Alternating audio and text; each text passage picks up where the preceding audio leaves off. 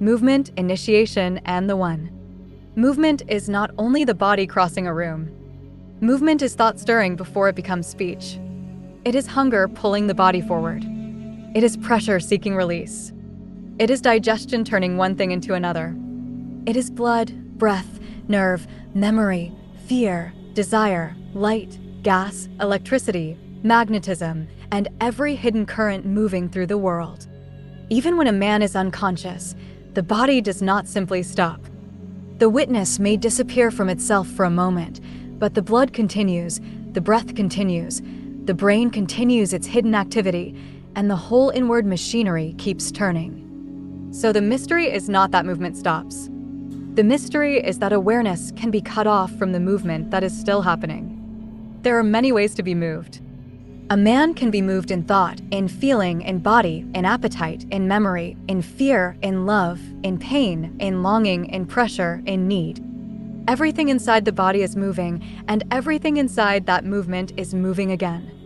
Around the body there are frequencies, gases, particles, microbes, storms, light, heat, charge, and all the unseen conditions pressing and pulling life into motion. The obvious thing is often the hardest thing to see. What motivates anything to move? Hunger moves. Need moves. Discomfort moves. Desire moves. Lack moves. Something moves because something in it is not settled. A body does not move only because it chooses to move. It is drawn, stirred, emptied, fed, threatened, awakened, or called. That is why motion by itself is not wisdom. A body can move before understanding catches up to it. Action can outrun conscience. Impulse can become harm when movement has no awareness inside it. So the question is not only what moves, but what kind of knowing lives within the movement. The earth moves in the same pattern. It is under pressure from its own body. Every layer bears down on the layer beneath it, and the center carries the weight of the whole world around it. The earth is not merely pushing outward like a bomb. It is held inward by gravity while its inner heat, molten layers, and old forces continue to shift, press, melt, harden, rise, and return. Lava is not pressure alone. Pressure often keeps rock solid. Heat, chemistry, weight, fracture, and movement together create the path for magma to rise. If the heat feeding a volcano stopped, the molten rock would cool and harden, the passageways would close, and the volcano would become dormant. In time it would erode, collapse, or remain as an old mountain. But as it is, the earth still carries ancient heat. It burns within itself. It bears pressure within itself. And on the surface, it feeds by transforming death into life. The food of the earth is death. Leaves fall. Bodies die. Fungus, worms, bacteria, and microbes break them down. What was once living becomes soil. Soil is not merely dirt.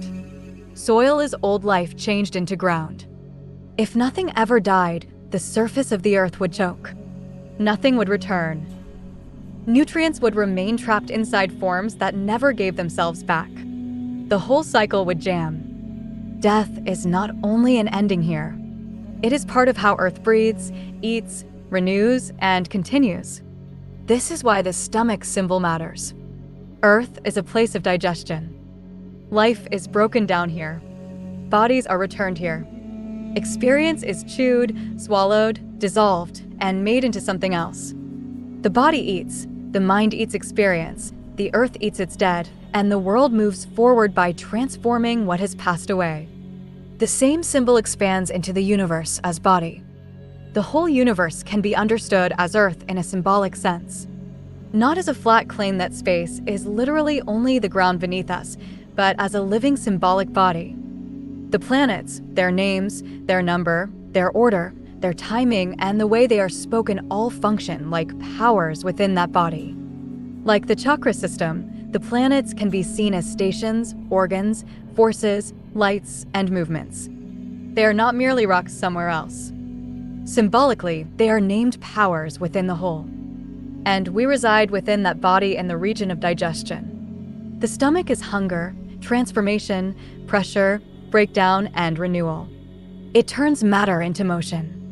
It receives what has been taken in and changes it into life. Earth, body, mind, and cosmos all reflect that same operation when seen symbolically. Storms appear in every realm. A storm is not only weather in the sky. A storm is agitation inside a field. In the sky it appears as air, water, pressure, charge, thunder, and lightning. In the ocean it appears as deep current, pressure shift, underwater landslide, volcanic eruption, and hydrothermal vent. Beneath the sea, mineral-rich water bursts into freezing darkness, like black smoke from another world. Underground, the storm is not usually an open cavern full of clouds. It is rock under pressure, gas building, water flashing into steam, heat forcing a path, magma pressing upward, and stone grinding against stone. A volcano can carry its own storm. When ash, rock dust, ice, gas, and fire rise together, electrical charge builds in the eruption cloud. Lightning can leap through the smoke and ash. Cloud, thunder, lightning, fire, and dark rising matter belong to the language of storm, even when the storm is volcanic. Space has storms too. Solar flares, coronal mass ejections, magnetic storms, cosmic radiation, meteor showers, planetary dust storms, and the great storms of Jupiter all show the same pattern in different bodies. A meteor shower is not thunder in the ordinary sense, but symbolically it is a rain of fire from above. Sky, ocean, volcano, underground, and space all reveal the same law in different forms: pressure, charge, friction, movement, and release. Microbes belong to this same vision. People look to the heavens for aliens, but the alien is already here. It is on the skin, in the soil, in water, in dust, in the mouth, in the gut, on surfaces, around roots, inside decay, and throughout the living world. A microbe can be a single cell and still have structure. Its parts are not separate cells, they are molecular structures belonging to the one cell. A flagellum, for example, is not a little animal tail made out of smaller bodies. It is part of the cell, extending outward and pushing against the surrounding fluid so the cell can move. A bacterium is not a tiny insect. It has no legs, no wings, and no animal body. It is another form of life altogether: small, ancient, responsive, hungry, reproductive, vulnerable, and active according to its own nature. Many bacteria reproduce by copying themselves and dividing. One becomes two, two becomes four, and under the right conditions, that multiplication can happen with terrifying speed. They can also die from heat, dryness, chemicals, radiation, starvation, being eaten, being torn apart, or losing the conditions that allow them to live. Before animals, before plants, before creatures with eyes and bones, life was microscopic. Microbes are the ancient layer. Complex bodies came later. That is why the idea of sending microbes into space carries symbolic force. The idea that life, or the seeds of life, could travel through space is known as panspermia. But a planet must be able to receive them. Water, chemistry, temperature, shelter, nutrients, and time all have to be present. Still, the instinct is clear. Life can begin from the smallest living seed and, given the right world, spread outward. The alien is not absent. It is too close to be recognized. It is beneath the foot, within the body, inside the gut, in the ocean, in the soil, and moving invisibly through the ordinary world. Earth already contains the impossible. Deep-sea creatures, insects, fungi, parasites, birds, ancient beasts, glowing fish, eyeless animals, many-legged forms, skin-breathing bodies, organisms living around boiling vents. The spectacle is already here. The heavens, the deep, the past, the microscopic, the monstrous, and the beautiful are all gathered into this world. If reality is approached like a dream, then what appears within the dream exists within the dream. If other living worlds appear, they belong to the dream while it is being dreamed. But the field presently given is here: earth, body, mind, animal, microbe, storm, pressure, death becoming soil, and life eating itself forward. When looking back into history, we often speak as if the ancient world is clear to us. But much of what remains is broken, translated, guessed at, or filtered through what happened to survive. Some languages still cannot be read. Some histories are partial. Some meanings are sealed. A single surviving key can unlock a whole age, as the Rosetta Stone did, but that also proves how much was locked before the key appeared. Without the key, much of it was guesswork. So what we have is what has been given to us to acknowledge. The danger now is that the world thinks it can add and remove whatever it wants. It renames things, invents things, interprets things past recognition, and then hides behind complicated language that makes itself sound superior. Language can become a wall. A technical word may be built from meaningful parts, but without knowing those parts, a person hears only a spell. That can be useful in medicine, science, law, or theology, but it can also become a way to intimidate, exclude, or make people feel beneath the speaker. The same danger appears in spiritual speech.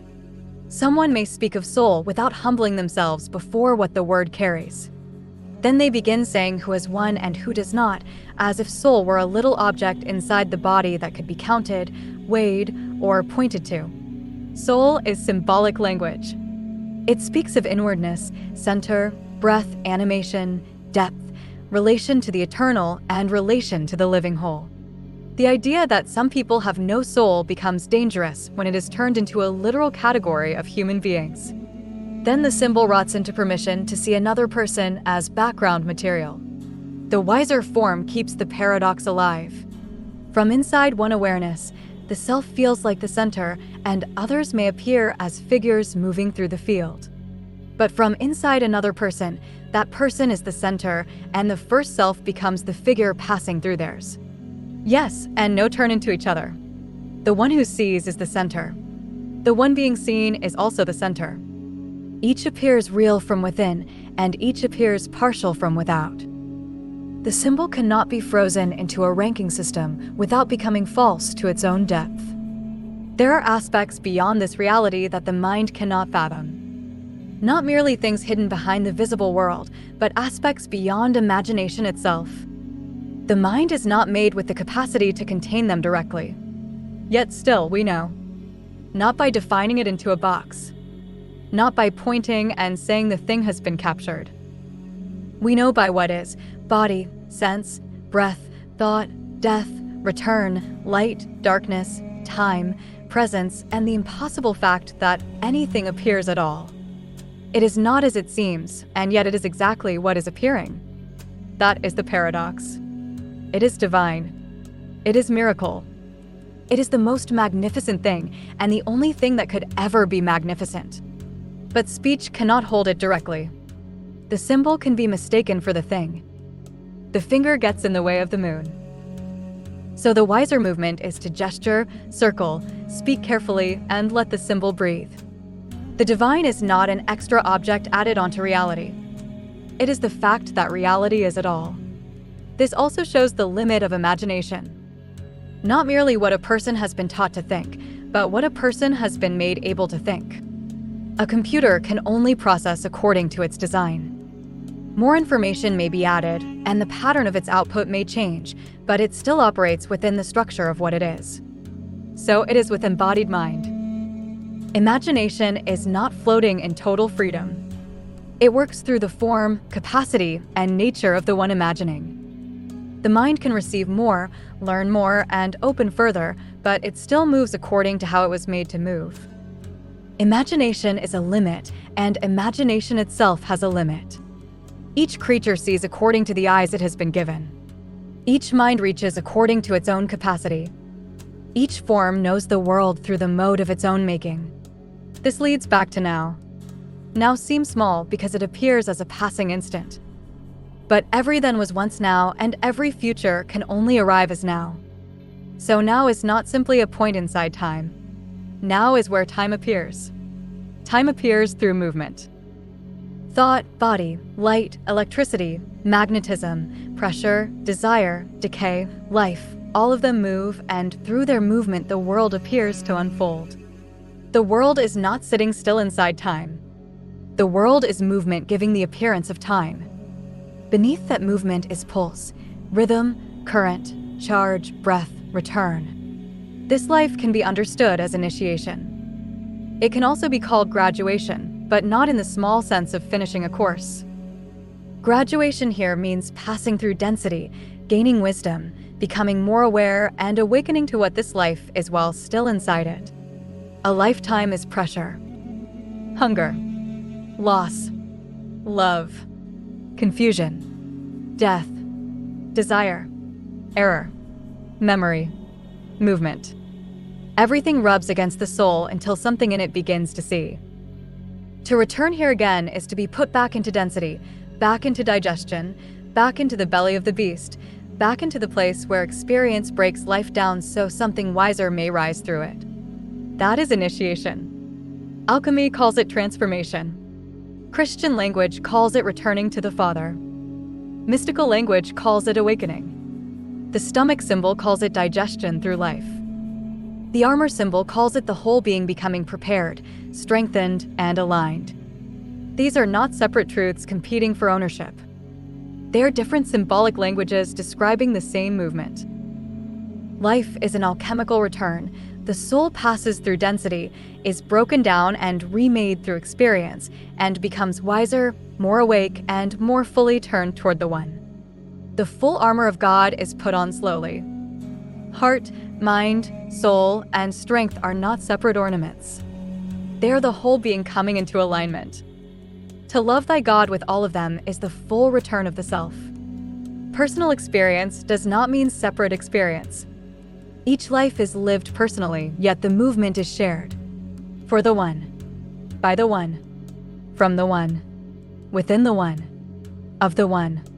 Everything belongs within that movement. One life looking through many eyes. One body moving through many forms. One dream in which each point feels alone until it begins to wake. The graduation is not escape from the One. It is awakening within the One. Amen. Let it be so.